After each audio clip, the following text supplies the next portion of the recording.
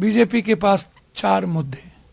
पहला हिंदू मुसलमान, दूसरा अदानी जी के पैसे, तीसरा चुनाव आयोग, चौथा ईडी और सीबीआई। उन्हें ना कंट्री से मतलब, ना इस कंट्री के 140 करोड़ लोगों से मतलब, ना उन्हें एसटी एससी से मतलब। मोदी कहते हैं नहीं, आरक्षण खत्म करो, और पीछे के रास्ते से खत्म कर दिया। वो गांधी को नहीं सुनना चाहते हैं मोदी जी, वो गोडसे को सुनना चाहते हैं।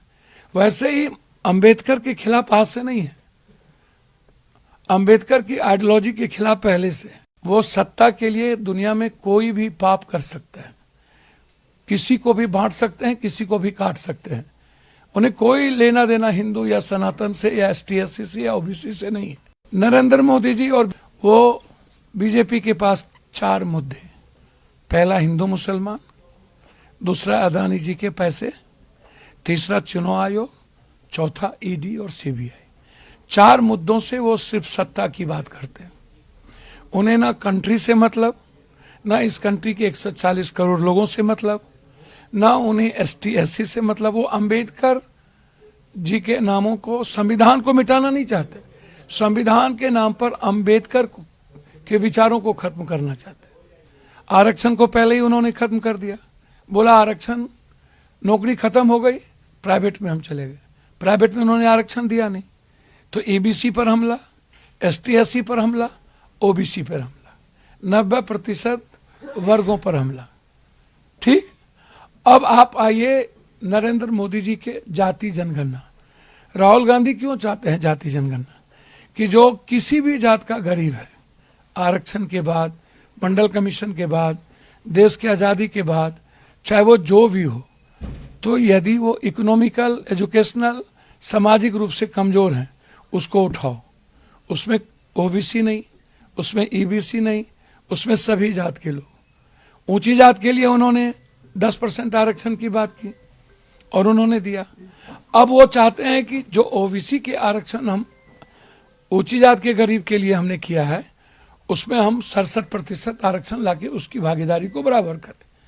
मोदी कहते हैं नहीं, आरक्षण खत्म करो, और पीछे के रास्ते से खत्म कर दिया। अरविंद केजरीवाल एक बार भी आरक्षण पर बोलते सुने हो, या जाति जनगणना के पक्ष में बोलते हुए सुने हो?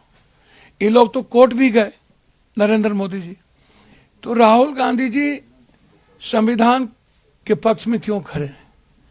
क्योंकि संविधान हर व्यक्ति के जस्टिस और न्याय की बात करता है। जैसे वो गांधी को नहीं सुनना चाहते हैं मोदी जी, वो गोडसे को सुनना चाहते हैं।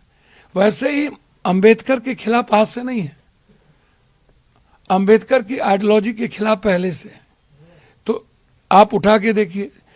तीसरी बात देखिए, नरेंद्र मोदी जी और बीजेपी का कोई एक स्कीम आप हमको बता दीजिए। फार्मर्स मर गए, 1100-1300 फार्मर मरे।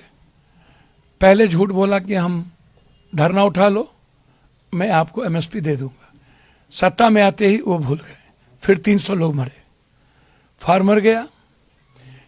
बीजेपी जिस स्टेट जाती है वहां नफरत पैदा करती है।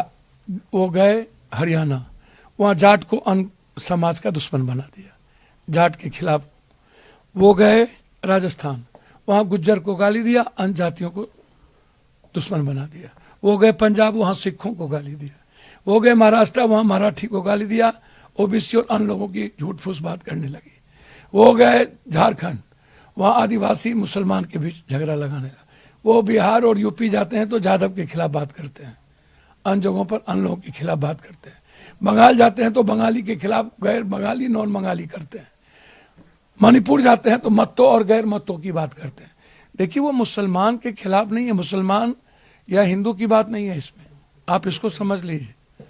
वो सत्ता के लिए दुनिया में कोई भी पाप कर सकता है, किसी को भी बांट सकते हैं, किसी को भी काट सकते हैं।